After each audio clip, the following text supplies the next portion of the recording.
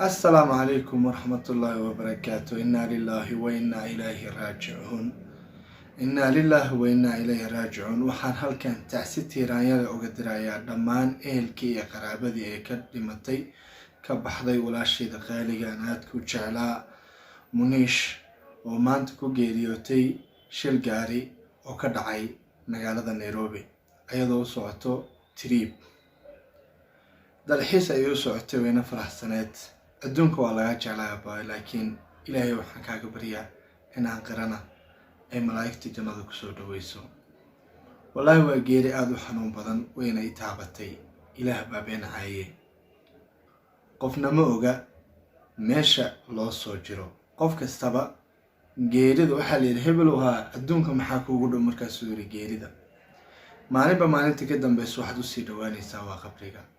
والله أبايو وحيه قفر فران دتكو دن جعليهين وحيه قف ما رتي النبأ أنا لجمع مكري لكني جيردو داوا مره حنون كستو أدونك إلهي كياني داودي سأيو كان لكني جيردا ووح واجب أنا لحي مل لا دافو وأكو قناعسنا هي جيردا هذانا وجيري آدو حنون بدن والله قلبي أياك أوي maanta markii la yiri Muniish way dhimatay.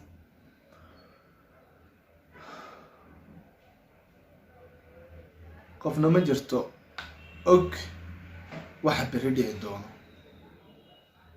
afaantay baan u maleynayaa waxa bari dhici doono si kastoo aad u dheer tahay bari wax dhici doono cid og ma jirto.